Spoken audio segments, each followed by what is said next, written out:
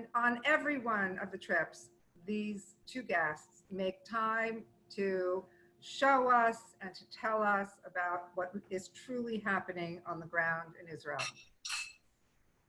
So they're with us today, and I'm thrilled. So attorney Yifa Segal heads the International Legal Forum, which is a worldwide network of over 3,000 attorneys and activists that are all over the world fighting terror, anti-Semitism, delegitimization, and BDS. She's spoken widely on the legality of sovereignty, but we hope she'll give us an overview on that today and answer the questions that you may have about it. It's a very widely debated topic, and nobody's really sure, but we are really sure what the legality is. However, there are so many questions that are being raised by people on the left, in Europe, in many different places. So Yifa, I hope you'll help us set the record straight. And today we also have with us Marc, Provisor, who is a foremost security expert and the director of security for the One Israel Fund, concentrating his efforts on Judea, Samaria, and the Jordan Valley.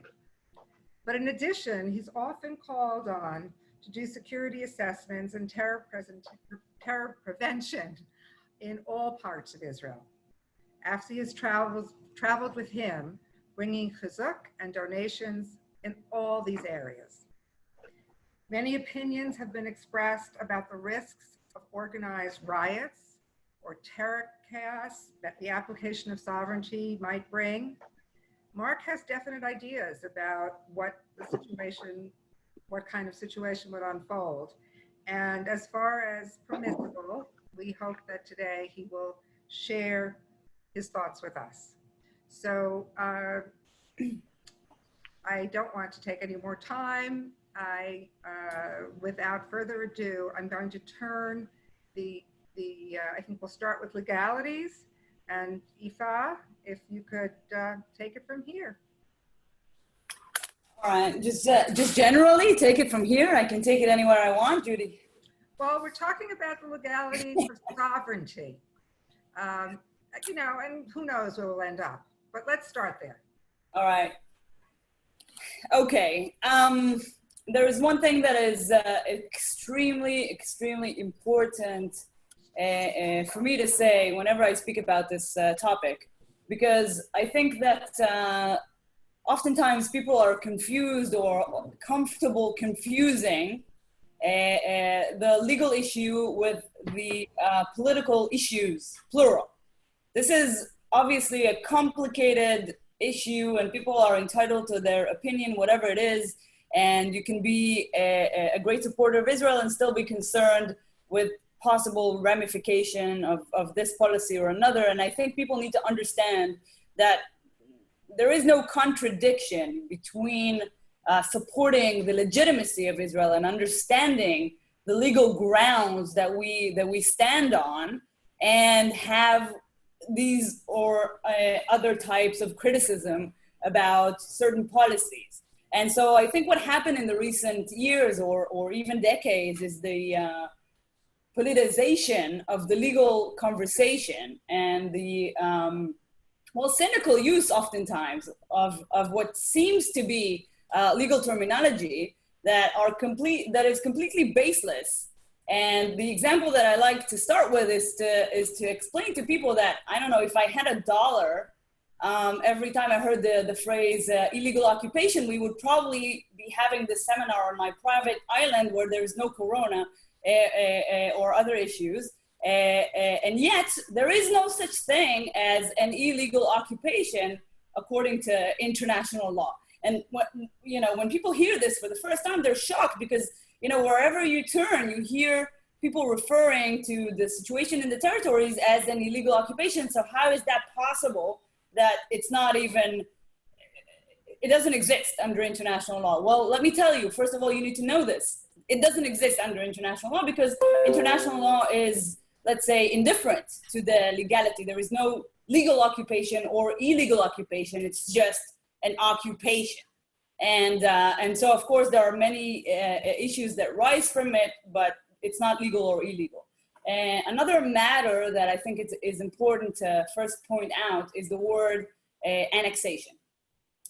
So many of us, even the political leaders in Israel that support an application of Israeli law to Area C or some of the territories, don't understand what it means when they use the word. Even in Hebrew, we say sipuach, and in English, it's annexation. And that comes with a heavy, heavy, heavy bag, okay, very negative one, of legal meanings. So when you annex a territory, that would necessarily mean that you took territory that doesn't belong to you. You don't have any legitimate legal rights to that territory. It means that you took it from a sovereign state, and that sovereign state had legitimate legal rights to their possession of that territory, okay? So I'll try to give you an example. If, the United States went into Afghanistan or Iraq, the American government or the American people didn't think that it's theirs to keep. It was a situation that required, in the eyes of the American government, a military action there. And so for a while, there was an occupation there, okay? But the difference between that situation and the situation that we have here in Israel is like day and night, because when in 1948, when the Jordanians, along with other Arab armies, attacked Israel and conquered that area, so they were not entitled to the legal possession of that territory of Judea and Samaria, or as they later called it, the West Bank, at any moment in time. So even when they tried to annex it, and that was an annexation, no one in the world recognized that, not even the Arab League. Only Pakistan and the UK, for their own reasons, were willing to accept that. So that was an illegal occupation for 19 years. And so another war was launched against Israel in 1967, and the Israeli army basically took back or conquered that territory. So let's examine that situation again, all right? So was that taken from a sovereign state that have legal claims to that territory? 100% no. Jordan was not legitimately entitled to its possession of the territories. What about the Palestinians? It doesn't matter what you think about the Palestinians. It matters what international law says about the situation of the Palestinians. As the Palestinians were never had an independent sovereign state. So when the territory in 1967 was taken back from Jordan, the Palestinians had nothing to do with it. I mean, according to international law, they're not a sovereign state that this territory was taken from them. So it's completely irrelevant to this specific legal question. And the third element is whether the state of Israel has its own legal rights to that territory. And the question, and I'll explain in a minute, Judy, tell me how much time you want me to continue. But the state of Israel and Jewish people in general most certainly do have legal rights to that territory. I'll add another element to that, and that is this international law differentiate between war of aggression and a defensive war. So and the rule basically was derived from the principle that we don't want to encourage countries to go and occupy and start wars and killing people, So we say that if you are the aggressor, there's no way that we will allow you to acquire any rights or to benefit from anything that was a result of aggression. But when you are on the defense, that rule does not apply. So no way to conquest, which is how it is called, give a different kind of weight to whether or not this was a defensive or an aggressive war. So again, if we kind of look at all of these different elements, then there's no way that any objective analysis of the situation in Israel would lead you to the conclusion that this is annexation. And I've had the pleasure of debating several experts on international law, and I always find it very amusing because, you know, they have all these different arguments and, you know, all these rules and precedents, and they have no idea what they're talking about because they would necessarily lose the debate for those reasons. So let's just really quickly talk about why Israel has its own valid, legitimate, legal claims to the territory. So we can name a few sources in international law, but I would just start with two that I think are the most important ones, and I think that each and every one of us must know them by heart because it's super important. Another word as to why it's so important, because if you go back to what I was saying in the beginning, 99% of the time when people try to kind of argue about the legality or the legitimacy of what Israel is now saying that they want to do, they say Israel is violating international law. Israel is a criminal in the eyes of international law. This is against international law. I mean, everything is kind of wrapped nicely under some kind of a legal terminology. So I think that if we cannot show that they are wrong, sometimes maybe even intentionally wrong or deceiving, but at the very minimum wrong about their legal analysis or their use of legal terminology, then, you know, there's nothing for us to do. If we can take the debate back to politics, so let's argue, is it wise? Should we do it? Should we not do it now? Blah, blah, blah, blah, blah. This is a political argument. And I think it would be much harder for people to rationalize why they have even the right to intervene with an internal Israeli political debate. It is much easier for them to interfere when the pretext is violation of international law. So this is why I think this is key for each and every one of us to know these arguments and to stand firmly and to say, look, you cannot throw all these wrong legal terms at me because you're absolutely wrong. And this is why, if you want to go back to having a real discussion, let's talk about, you know, the real issues. So real quickly, why do I say that Israel has legal rights to the territories? As I said, I will name two out of many other sources in international law. So the first one goes back to 1920. I think we all know, most of us know, the Balfour Declaration from 1917, which was a very, very nice letter, and the Jewish leadership really celebrated it, but it had absolutely no legal status whatsoever. It was just a declaration, a piece of paper, a political declaration. However, a couple of years later, when the First World War ended, the principal Allied powers gathered in San Remo, Italy, in 1920, April 1920, to kind of decide what they're going to do with all that territory that they now took from the Ottomans in the Middle East.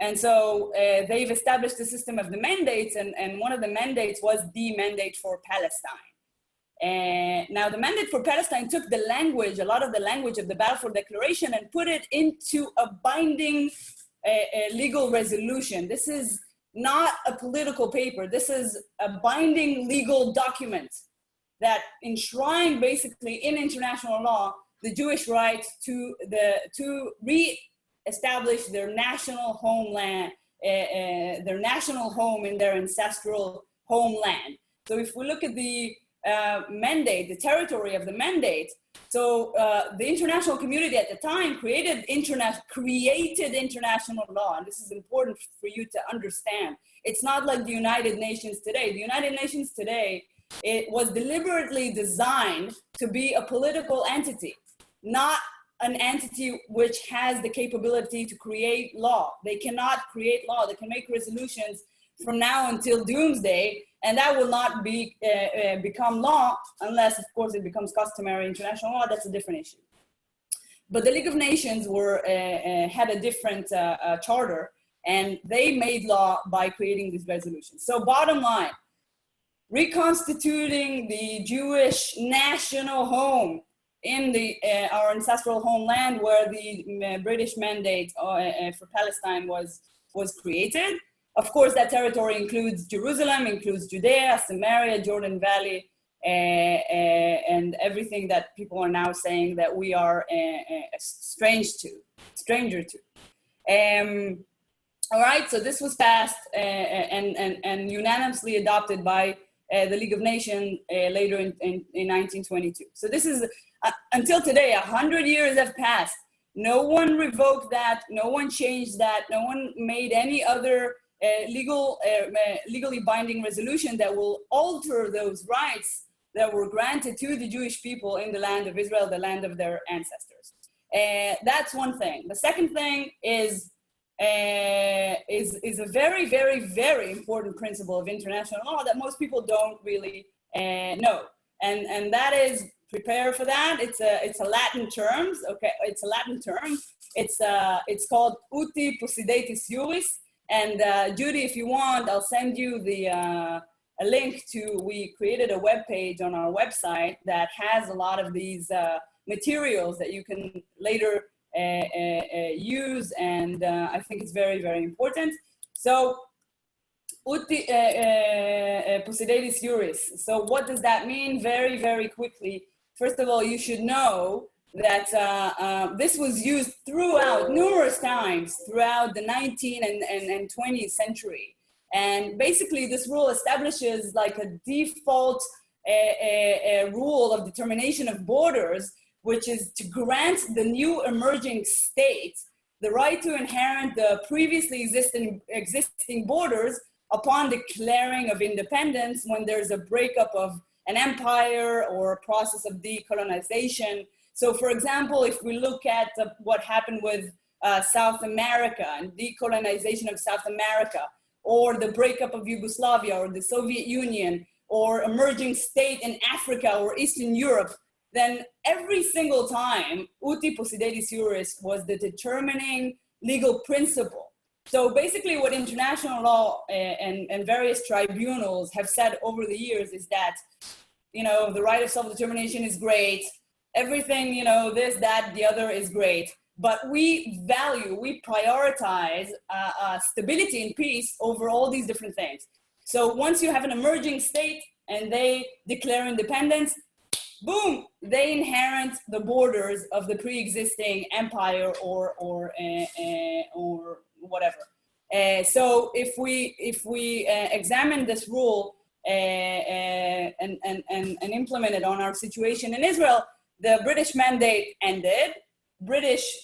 The British left Israel, and there was only one new emerging state, which was the state of Israel upon the Declaration of Independence. So upon the Declaration of Independence, the state of Israel, according to this rule in international law, would have had the sole right to inherit the pre-existing borders of the British mandate.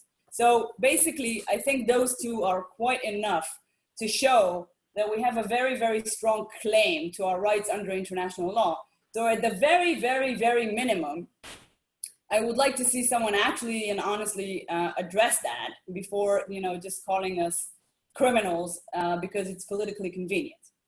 And so Judy, you want to take it from here? You're muted. Still muted. I am muted. Press. Yeah, you're good now.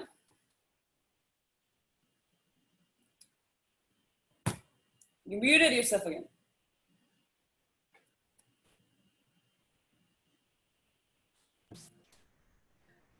All right. Thank you so much. That was really clear, really concise, really complicated. I'm sure many of us will take a while digesting it, but obviously it's going to be available on as a recording on our website. And people who have questions, please hold the questions until after Marc speaks, because I think you're going to have questions for both. So thank you, Yifa. It was that was terrific.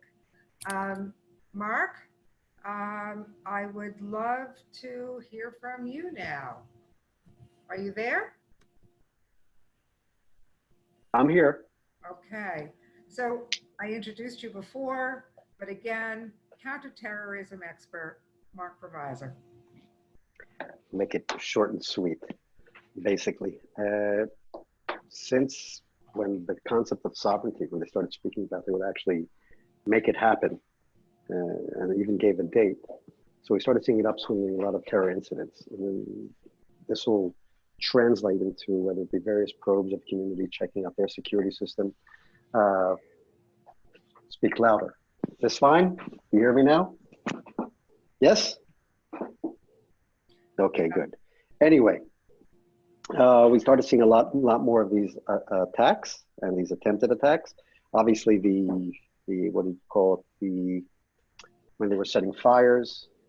Arson. But behind all of that, the arson attacks. But behind all that, what we were seeing is a lot of the groups getting together. In fact, it was just about a week ago, a little more than a week ago, we saw Hamas and Fatah becoming great friends and actually unifying themselves, saying how they're going to respond to an act of sovereignty. In the security world, basically, we did not take any of this lightly. And they said they were going to start attacks, and they were talking about really uprisings and so on. I don't know whether they would have gotten to the Intifada stage, but we took it very seriously and started addressing a lot of the smaller communities, things that we thought maybe were lacking a bit of security, and addressing it. We were looking at the Jordan Valley, which was actually the first target, which was supposed to really be given sovereignty, and that's already been taken off the list. I'm not going to get into the politics, but that all of a sudden we started seeing that the threat of terror, in one sense, was working. Now remember, terror is a tool also. In the Palestinian society, and forgive me, I really don't like using that term Palestinian, let's say in the Arabs living in Judea and Samaria, they're not in the best situation. And they have a lot of grievances against their government. And so a lot of these talks and violence was actually being meant to unify them, to give them some cause. When they started seeing, I believe, that they weren't going to get the support like they were during the second Intifada, the Oslo War of 2000, whatever you want to call it, all of a sudden we started seeing a shift. And then if you noticed, conspicuously, as the date came by, they were going to get ready to talk. We're still seeing a lot of attempted attacks and attempted infiltrations. I have to be discreet. I'm not allowed to mention all of the things that are happening, but we're seeing at least a few of these instances per week. And again, acting all the time, pretty much. I spend most of my week out in the field, assessing, going to the various communities that are experiencing some of these things, and we're looking always to solutions to try to stay a few steps ahead. Right now, due to the corona outbreak in Israel, again, stage 2, stage 3, whatever you want to call it, we're actually seeing it's going down a little bit because the Arabs have basically shut down. They're not supposed to travel, and especially not to come into the communities of Judea and Samaria. But we'll see. But it's funny, you mentioned the title, the sovereignty, legality, and reality. So yes, legality is obviously, it's an issue that I would love to see a court on this one. I mean, it would make me happy. But the reality is that when people talk about sovereignty and cheering as much as they can, whether they're for the Trump plan or against it, but the concept of sovereignty, the reality that it does bring with it is a threat of violence. And that's pretty much where I've been focusing. That's it. I mean, if there are questions, then we can get into a discussion about both forms. Okay. Judy, you got to unmute. There you go. There we are.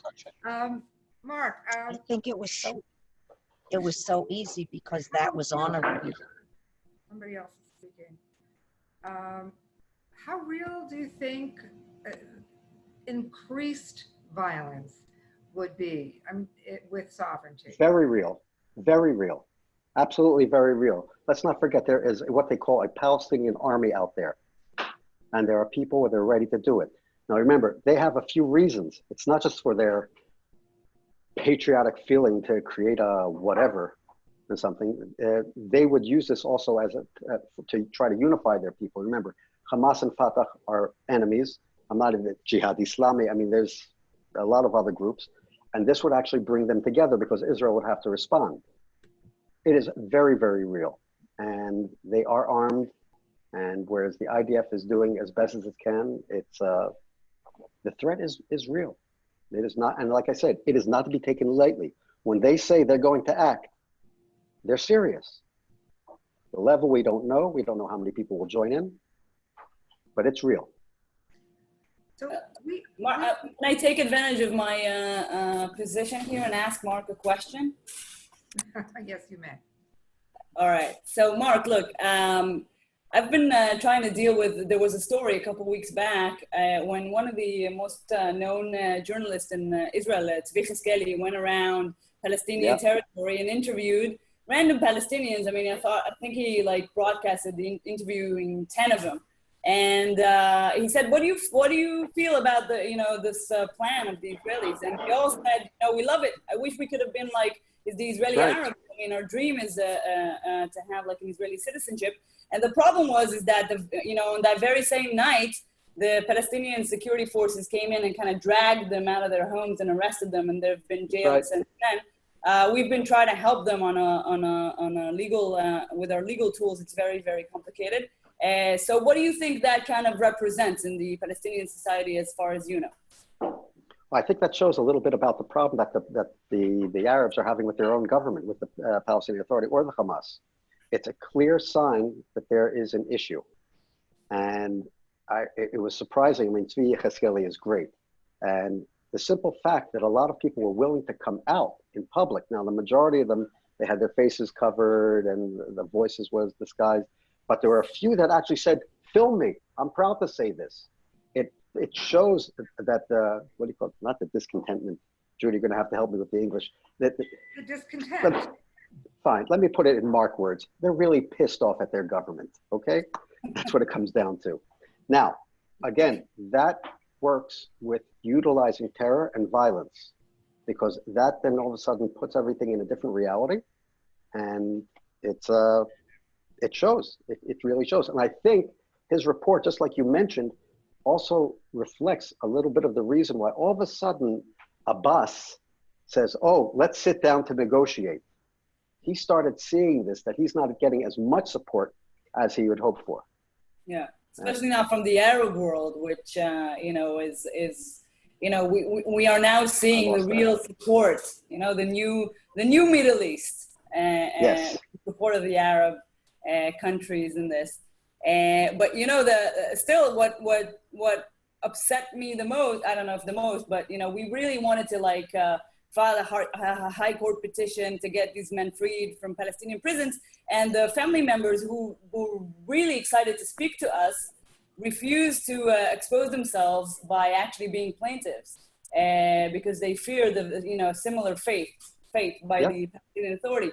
So, the whole reality is, it seems like, what's the way out of this? If you want to act against the PA to try to get the truth out there, it's almost impossible.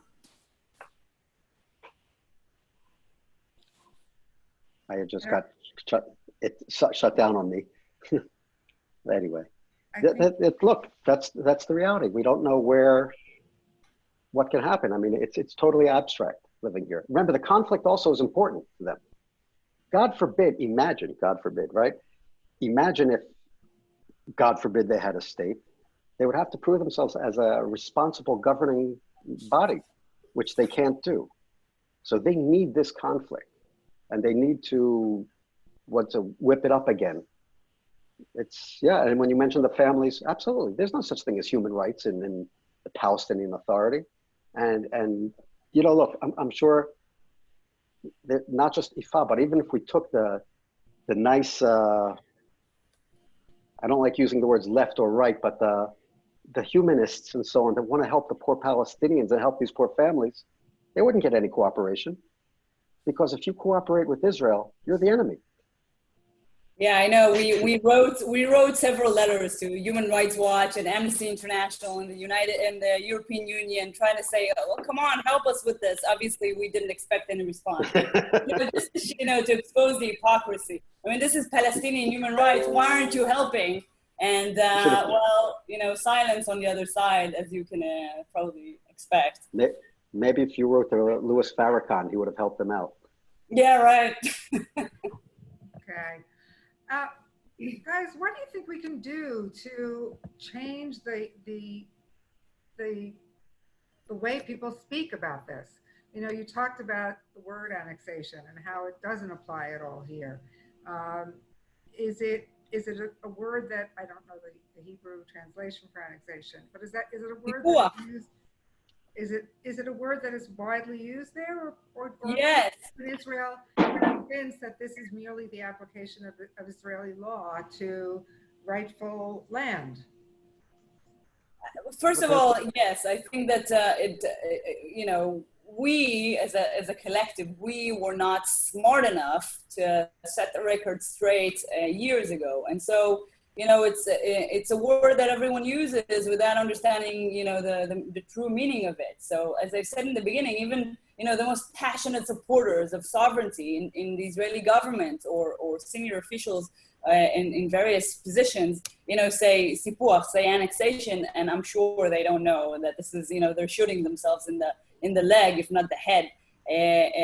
So I think it's certainly something that we need to take responsibility for, because once we left that as a vacuum, no one was talking about this, no one was properly educating, not the Israeli people and not the international community, if you want to believe that there is such a thing. So there was a vacuum for the haters to come in and say illegal occupation, annexation, and take control of the conversation. That's what they did. We use two words, actually. There's sipuach and ribonut. Right. Right. We at AFSI are very familiar with ribonut because we are very tied into that whole movement. But we have a comment from one of the one of our listeners, one of our members, Helene, and she says, if there's no one to quote, it can't be used. It starts with the Israeli diplomats, and so the question is, I don't know, Yifa, if you know why the Israeli diplomats are not being taught the correct language.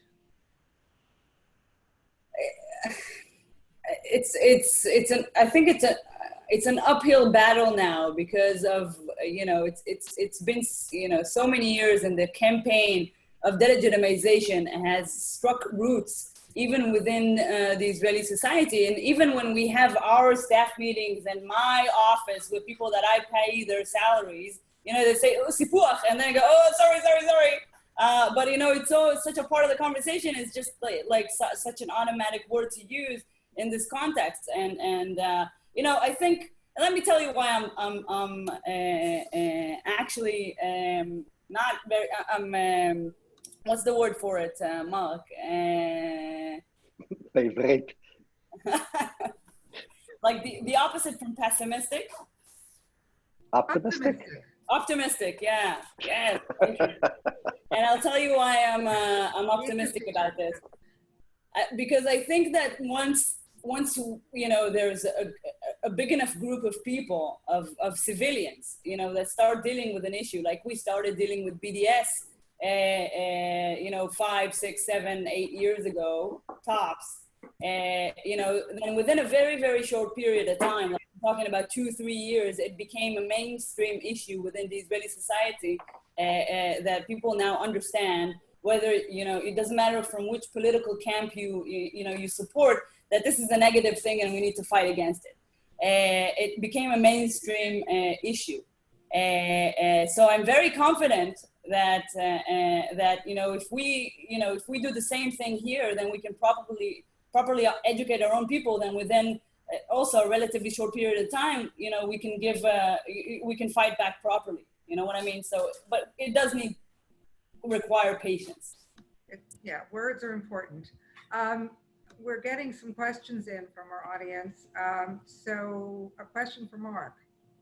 Why would we believe that the threat of violence from the Palestinians is real if the previous threats of violence made when the U.S. Embassy was moved to Jerusalem, when the Golan Heights annexation was recognized by the U.S., et cetera, did not materialize despite all dire warnings? The Israeli government's plan was to announce the plan for extending Israeli sovereignty to Judea, Samaria on July 1. What happened, and what is the current plan to proceed with this plan? I don't know if you can answer that part, but no, absolutely. It's actually quite easy. I have access to a lot of different reports to reports that aren't made public. And when the threats, the various intel that was coming out when they said with the embassy, there were a few riots around. They didn't expect any widespread violence and so on. And the intelligence community knew this. And that's why people the alert status was brought up a little bit, but nothing serious. This was very different. This was very different. And there were signs of various, let's say, mobilizations within their own security apparatuses and so on. And you're picking up feed going on also from Facebook, all the social media. And again, our intelligence services, pretty good. And there were too many signs happening, whether it would be people, whether you were seeing workers saying, we're not coming in at a certain time, you were just picking up signs in the field. And that's why the threat was taken much more seriously to the extent when the IDF was about to move units around and place them into Judea and Samaria. So it's different. Remember, what you're reading in the paper is really different than what's going on behind the scenes. And a lot of stuff that's behind the scenes simply can't be divulged and spoken about so publicly. That's number one. What happened with July 1st? This was politics. This was classic politics. All the pressure, whether, it's so easy to blame the politicians, but all of a sudden Kushner and his, I won't say bad things, Berkowitz, the way they started acting, whether Bibi was pushing too much. There was a thing with Jordan. A lot of people don't realize what sovereignty in the Jordan Valley actually means. The PLO, Palestinian Authority, Hamas, whatever you want to call them, they have not relinquished their designs on Jordan. And a lot of people tend to forget that Jordan is still a Palestinian, if you will, majority of at least 70%, between 70 and 76%. Salam Fayyad, who was a former prime minister and very smart, his designs originally, they really wanted to get hold of that border. And part of the reason was, once they get hold of that border, to possibly start an uprising in Jordan again against the Hashemite kingdom and take over and then push westward. That didn't come about. And the king, Abdullah, was very afraid of what would happen if Israel would apply sovereignty. It actually serves his goal, keeps his country safer if Israel's controlling the border. But he's afraid of an uprising, which could be, again, very real. But remember, the Arab world, it is quite diverse. And there's a lot of things going on with their extremists among the, oh my God, if you had a dollar for every extreme Islamic movement, you'd be wealthy.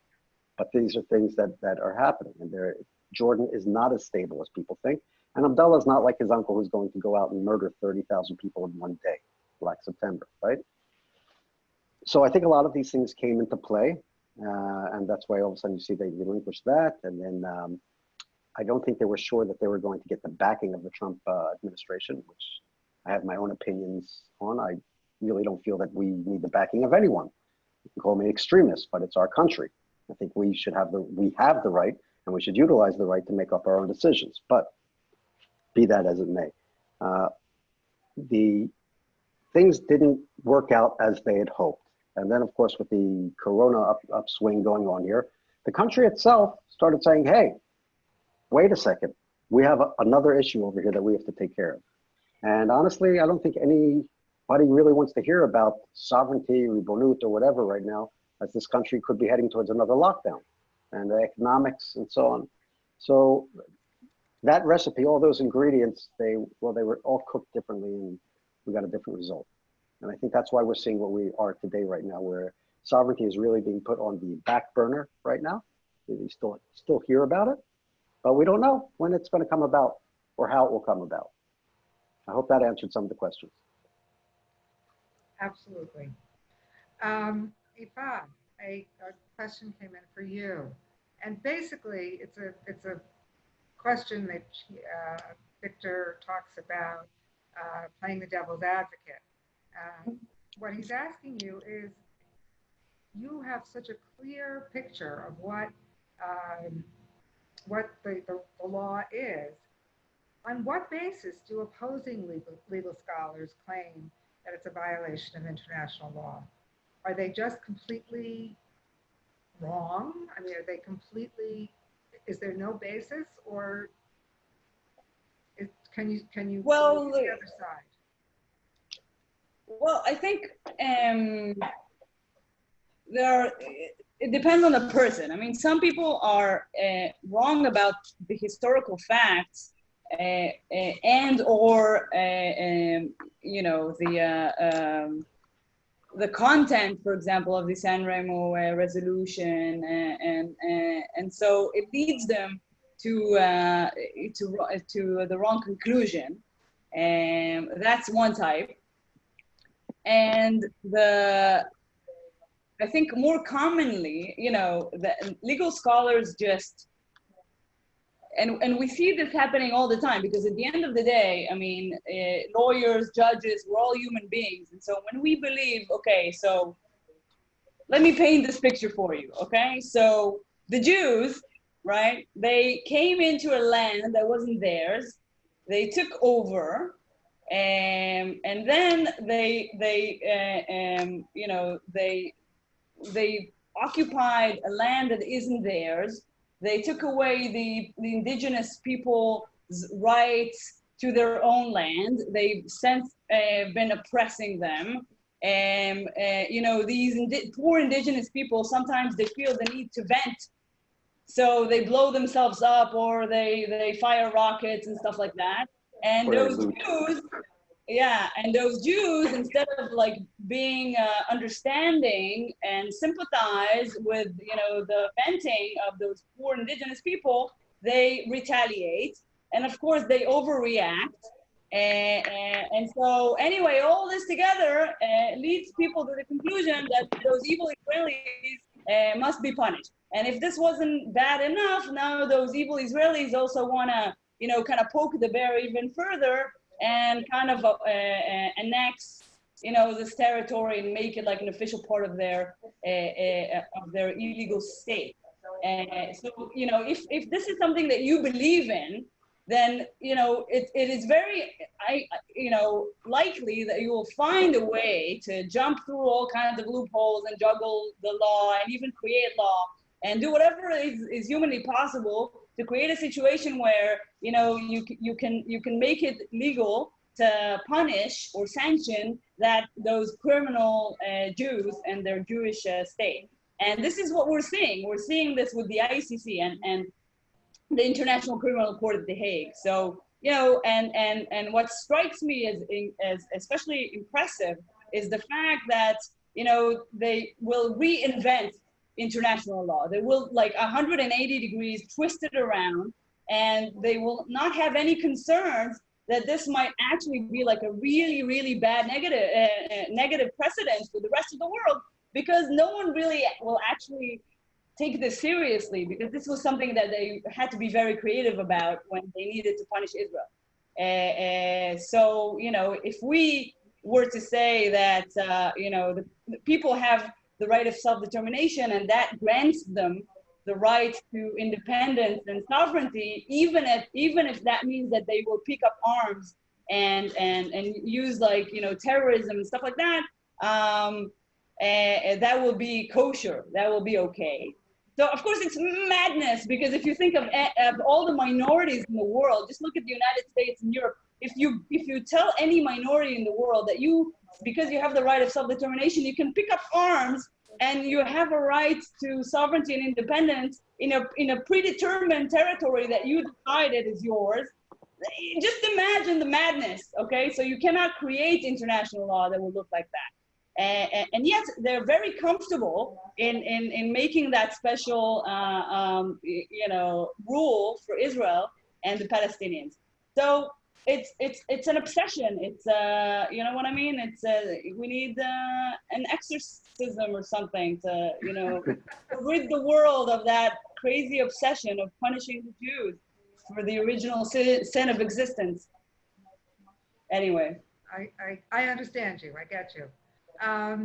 For either one of you, Steve Schultz is asking or is saying Israel has the sole legal right to the land, but it's harder for me to say whether it's in Israel's long-term strategic interest to declare sovereignty. If people on the ground there believe it is, then it is allowing others to veto exercising its right. This is an opportunity that may not come again. So accepting the veto comes with a significant cost. Comments? Ladies first. I, I need you to summarize that for me. I didn't get Okay, some. and so basically what he's saying is that right now you've got a plan on the table, a supportive ally in America, and the opportunity to declare sovereignty and or to apply law and to give people who live in Judea, Samaria, and the Jordan Valley equal protection, equal rights, treat them equally under, Israeli. Not doing this, if you don't do it, it may not, the opportunity may not come up again unless you are doing it on your own. But to do it with an ally, it may not happen again for a long time. So what are the Choices. there are significant costs, and do you understand the thought process behind just turning your back on this? Well, I think first of all that the idea was always to give the Israeli government the flexibility to do this after July 1st and not on July 1st, like many people understood that. So the actual agreement, someone needs to be muted. So the coalition agreement, I mean, people need to understand, I mean, the blue and white party basically said, look, we will give you the green light to do this, but you have to give us some time, like to give us some time to form the government, and nominate the ministers, and to basically, this is their first time in the government, so to kind of understand which way is up and which way is down before you do something like this. So it's not necessarily, it was never intended to necessarily be on July 1st. So the Israeli government might actually do it before in November or January, when, before the elections or before something changes in the White House. We don't know. And I think the wiser way to do it anyway is to do it, is to surprise everybody. It's like, is for us to wake up one morning and to say, whoa, this happened last night. You know what I mean? Like, we don't necessarily need, because nothing is physically going to happen on the ground. So why not just, kind of do it by, as a surprise decision. Marc, what do you think? There we go. I think the key was what you said, was there was an ally. Do it when there's an ally. That's the key thing over here. Now, look, there could be a lot of repercussions. We don't know what it could be. We know that most of the world right now is saying no, is going against it, saying that we're going against international law and so on. I want to mention one thing about law and everything, is that the golden rule, he who has the gold rules. I don't know. Right now, we have to remember that we have a country right now that is not exactly, it doesn't want to hear some of these things going on. Are we missing an opportunity? I think right now the opportunity, what they've presented, is that they're only going to apply sovereignty to a few of the main blocks. Look, unfortunately, I live out here, okay? And there's this whole plan, even though it's supposed to come about in 4 years, if there's another state over here and so on, for me, it's not that great. It really isn't. All of a sudden, can't go to Jerusalem like I did. I might not even get to go to Ariel. I might have to go all around. And he said, I'm still trying to figure out the benefits. And people are arguing with me. Oh no, what are you talking about? You can get a mortgage. You can get this. I'm not really gaining too much. Applying Israeli law. Let's see what happens. I think personally, I would have liked for them to do that now. I mean, now we have to deal with the Corona thing and everything, but I would like to see the government have a little bit more backbone, like Yifa mentioned also, for our diplomats to get a good understanding of what this means so that they can explain it outside, for the country to get a better understanding of what it means. And then you take that opportunity. Now, the government here is also concerned about November elections in the States. Trump is not a shoo-in. And if whoever else gets in would, will definitely not be for us. We missed the opportunity a long time ago, that the minute this plan started coming about, our own politics shot us in the foot. Whether we're waiting for our elections going on and then see what's happening on the plane, everything fell back. And I will put a little bit of blame on Israeli society, within the settler movement, if you will. People started arguing for and against it. And I think the White House saw this and they started pulling back. Trump's a businessman. He started saying, hey, some of the customers aren't happy. Maybe we did something wrong. Maybe we're not going to gain so much out of this. So I think a lot of these things came into play. Are we missing an opportunity? Again, and I'm being arrogant. It's our country. Whether we have an ally or not, it's our decision. And we have to deal with whatever those results are.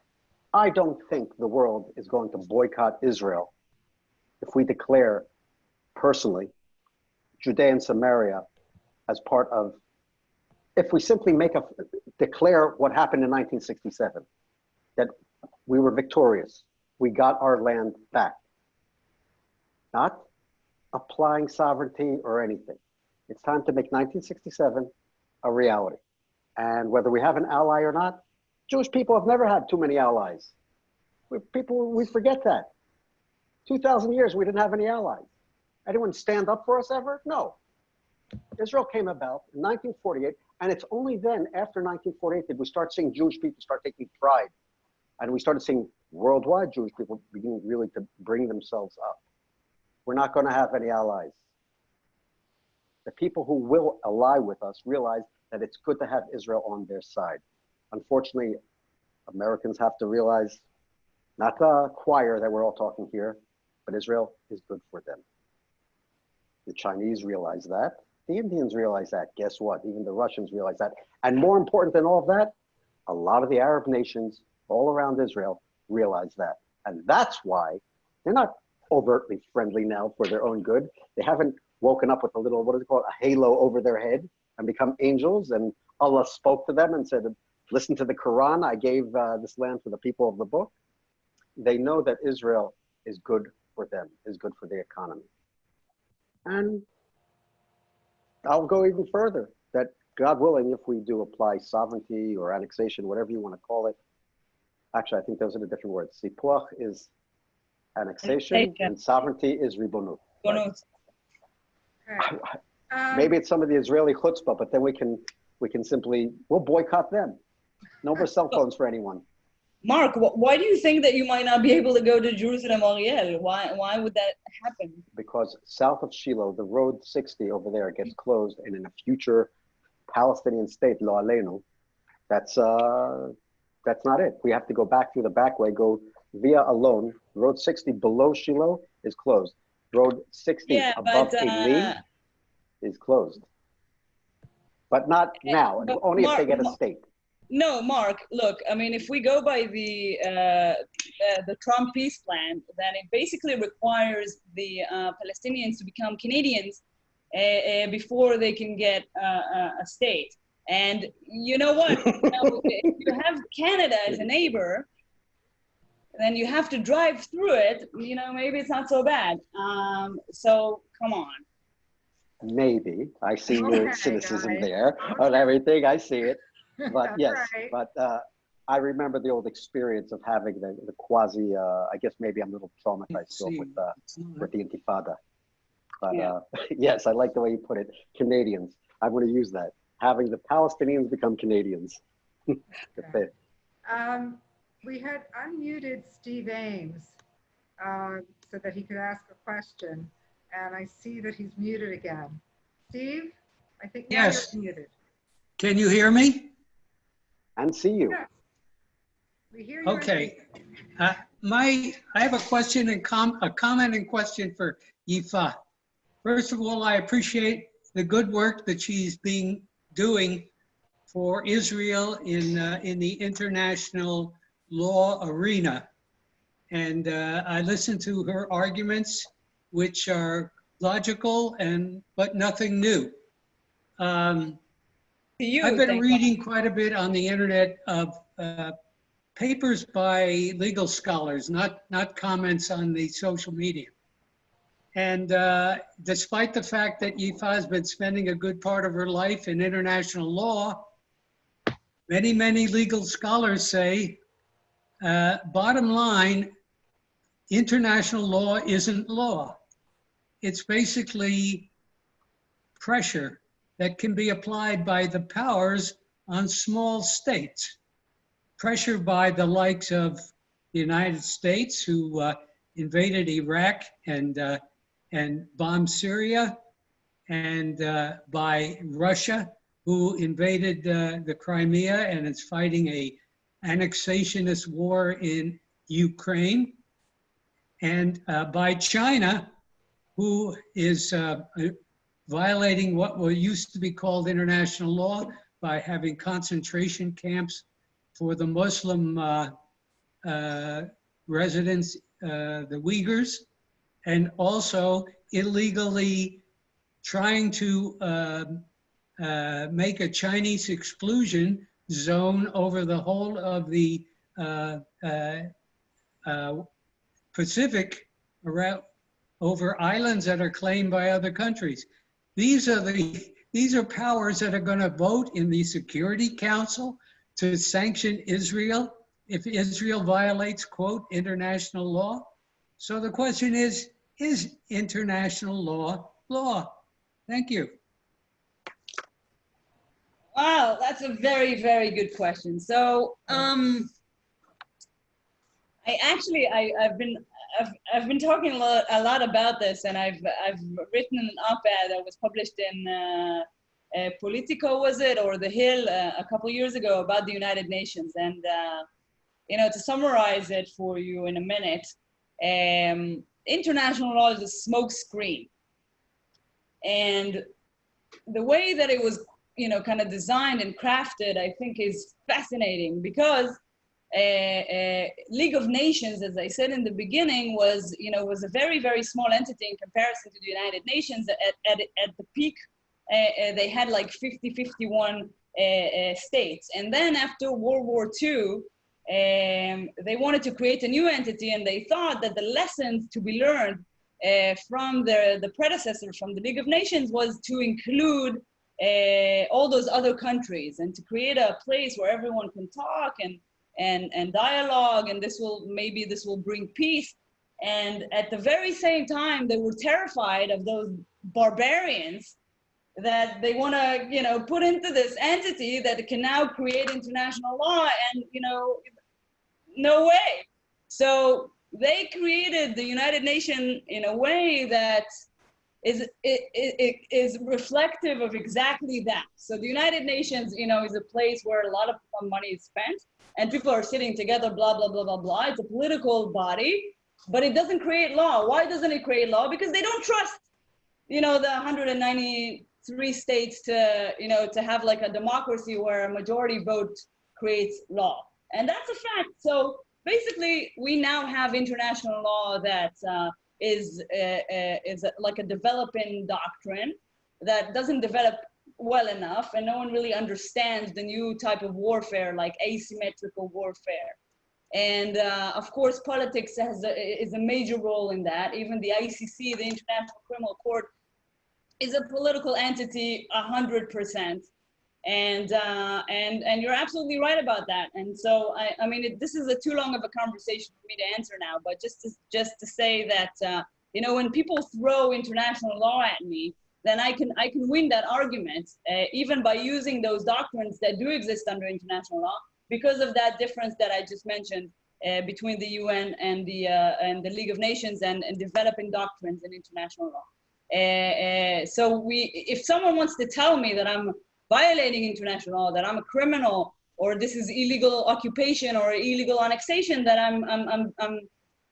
I'm very capable of winning that argument very, very easily. But yes, I totally agree with the premise of what you said, that, what is this? Like, this is some kind of a joke. When is it politics? When is it law? Like, how do you distinguish? Well, it's playing by their rules, and we can distinguish and then win, the argument based on what's the playing field. Anyway, it's ridiculous. I hate to stop here because we're having some really good conversations. However, we have run over time, and I don't want to impose any further, certainly on our guests or on our participants. Questions can be directed to me at judy@afc.org, and I will certainly get them to our guests and have them, we'll try to get you the answers that you're looking for. It's been a wonderful discussion. There are a million questions that have come in, and we really can't get to all of them. But I thank you all for attending. I thank our guests tremendously for spending their time. We miss you all. We miss you all. We're waiting for you to come back. We miss you so much. We really do. But this is, it's the next best thing to being there, I guess. And I just want to say that just a little plug for AFC. We've been trying to do some of these things, many of them in lieu of our submissions, because we've had Zoom calls with people who we spend time with on our missions. Next Monday, we are going to have a talk on, can Israel win the propaganda war? And that will be a talk with Ron Schleifer, who is a professor of propaganda, and Esri Tubi, who is currently trying to turn out a lot of pro-Israel propaganda. So I hope you'll tune in again next week. And again, thank you all for being here, and God bless you. Amen. Amen. Thank you. Toda raba. Hi, Cheryl. Bye. Everybody want to wave at each other? Bye. Ellie woke up. Hey. Bye, Alicia. Bye, Norma. Helene. Shalom. It's fun. Okay. Shalom. Shalom, my friend. Bye. Thank you, Yifa. Thank you, Marc. Thank you.